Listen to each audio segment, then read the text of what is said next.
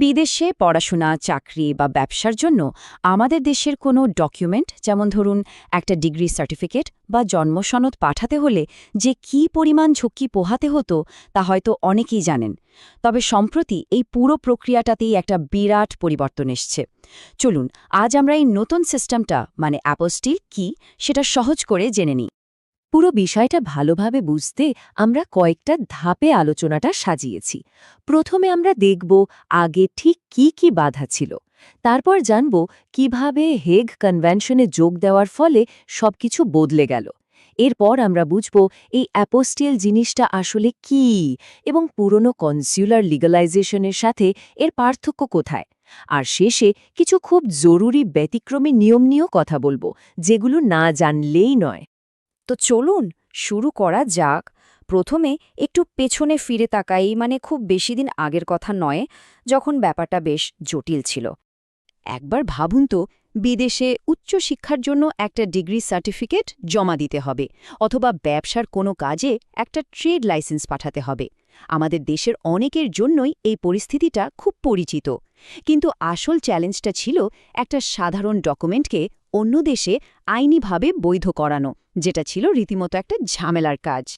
আগেকার সিস্টেমটা ছিল একটা গোলক ধাঁধার মতো, মানে একটা ডকুমেন্টকে বিদেশে গ্রহণযোগ্য করতে হলে কয়েকটা ধাপ পেরোতে হতো।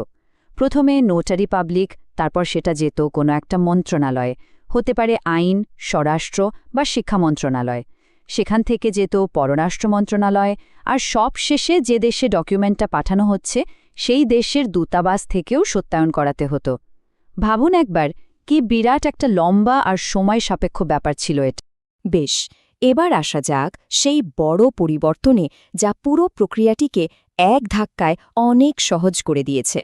এই তারিখটা খুব গুরুত্বপূর্ণ, কারণ এই দিন বাংলাদেশ আনুষ্ঠানিকভাবে হেগ অ্যাপস্টেল কনভেনশনে যোগ দেয়। এটা এমন একটা আন্তর্জাতিক চুক্তি যা সদস্য দেশগুলোর মধ্যে সরকারি ডকুমেন্টের স্বীকৃতিকে একদম সহজ করে দেয়। এই একটা সিদ্ধান্তের ফলে বিশ্বজুড়ে ডকুমেন্ট যাচাইয়ের প্রক্রিয়াটা আমাদের জন্য অনেকখানি সরল হয়ে গেল। এর মানে হলো বাংলাদেশ এখন ১২৭টা দেশের একটা বিশাল নেটওয়ার্কের অংশ। ভাবুন তো, এই দেশগুলোতে পড়াশোনা, চাকরি বা ব্যবসার জন্য ডকুমেন্ট পাঠানো এখন আগের চেয়ে কত বেশি সহজ আর দ্রুত হবে। এটা শুধু সময় বাঁচাবে না, বরং আন্তর্জাতিক অঙ্গনে আমাদের দেশের মানুষের জন্য অনেক নতুন সুযোগও তৈরি করবে। তো এই যে নতুন একটা সিস্টেম এলো, এটা আসলে কি, আর এটা কাজই বা করে কিভাবে? চলুন এবার একটু গভীরে যাওয়া যাক। খুব সহজ করে বললে, অ্যাপোস্টেল হল আন্তর্জাতিকভাবে স্বীকৃত একটা সার্টিফিকেট যা আপনার ডকুমেন্টের সত্যতা নিশ্চিত করে। এই ফরাসি শব্দটার মানেই হল সার্টিফিকেশন। একবার কোনো ডকুমেন্টে অ্যাপোস্টেল করা হলে কনভেনশনের অন্য সদস্য দেশগুলোতে আর কোনো বাড়তি যাচাই বাছাইয়ের প্রয়োজন হয় না। এই উপমাটা কিন্তু বিষয়টা বুঝতে দারুণভাবে সাহায্য করে। যেমন একজন মানুষের পাসপোর্ট থাকলে তিনি বিভিন্ন দেশে যেতে পারেন, ঠিক তেমনি একটা ডকুমেন্টের সাথে অ্যাপস্টল থাকলে সেই ডকুমেন্টটাও বিভিন্ন সদস্য দেশে কোনো রকম বাধা ছাড়াই আইনিভাবে বৈধতা পেয়ে যায়। আচ্ছা, কোন কোন ডকুমেন্টের জন্য অ্যাপস্টেল করা যায়? প্রধানত ৩ ধরনের পাবলিক ডকুমেন্টের জন্য এটা প্রযোজ্য। যেমন ব্যক্তিগত ডকুমেন্টের মধ্যে পড়ে জন্ম, মৃত্যু বা বিয়ের সার্টিফিকেট। শিক্ষাগত ডকুমেন্টের মধ্যে আছে ডিগ্রি, ডিপ্লোমা বা মার্কশিট।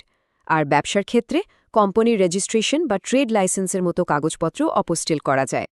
এখন একটা মজার ব্যাপার আছে। এই নতুন অ্যাপোস্টিল সিস্টেমটা কিন্তু সব দেশের জন্য প্রযোজ্য নয়। আর এখানেই পুরনো সিস্টেমের সাথে এর একটা বড় পার্থক্য চলে আসে, যেটা জানাটা খুব জরুরি।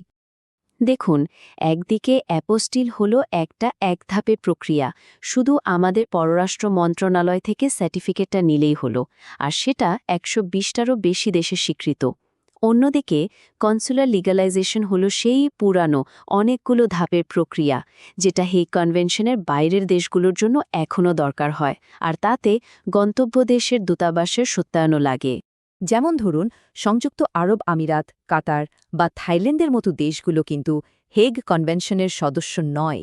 তাই এসব দেশে কোনো বাংলাদেশি ডকুমেন্ট পাঠাতে হলে এখনও সেই আগের কনসুলার লিগালাইজেশন পদ্ধতি অনুসরণ করতে হবে। আর এই আলোচনাটা আমাদের সবচেয়ে গুরুত্বপূর্ণ অংশে নিয়ে আসে। কিছু জরুরি ব্যতিক্রম আছে যেগুলো সম্পর্কে আমাদের সবাইকে খুব সতর্ক থাকতে হবে। এখন সবকিছু যতটা সহজ মনে হচ্ছে ঠিক ততটা কিন্তু নয়। এখানেই গল্পের আসল টুইস্টটা। হেগ কনভেনশনেরই বেশ কিছু সদস্য দেশ, যেমন ধরুন জার্মানি, ফ্রান্স, নেদারল্যান্ডস, এরা সবাই কিন্তু বাংলাদেশের যোগদানের ব্যাপারে আপত্তি জানিয়েছে। এর মানে কি দাঁড়ালো? এর মানে হল এই নির্দিষ্ট দেশগুলোর জন্য অ্যাপস্টেল সার্টিফিকেট হয়তো কাজ করবে না। তাদের জন্য সেই পুরনো লিগ্যালাইজেশন প্রক্রিয়াই এখনও লাগতে পারে। জার্মানির বিষয়টা তো আরও একটু অন্যরকম। ঢাকার জার্মান দূতাবাস সরাসরি কোনো বাংলাদেশি ডকুমেন্ট লিগ্যালাইজেশন করে না। জার্মানিতে থাকা কোনো অফিস বা কর্তৃপক্ষ যদি সরাসরি ঢাকার দূতাবাসকে অনুরোধ করে, শুধুমাত্র তখনই তারা ডকুমেন্ট যাচাই করে দেয়। তাই জার্মানিতে কোনো ডকুমেন্ট পাঠানোর আগে সেখানকার কর্তৃপক্ষের সাথে আগেভাগে কথা বলে নেওয়াটা খুবই জরুরি। তাহলে সব আলোচনা সারমর্ম কী দাঁড়ালো? এটাই হলো সেই গোল্ডেন রুল। যে কোনো প্রক্রিয়া শুরু করার আগে যে দেশে ডকুমেন্টটা ব্যবহার করা হবে সেই দেশের নির্দিষ্ট নিয়মকানুন কি সেটা অবশ্যই ভালোভাবে জেনে নিতে হবে। এতে অনাবশ্যকে হয়রানি, সময় এবং শ্রম সবই বাঁচবে। পরিশেষে একটা প্রশ্ন থেকেই যায়।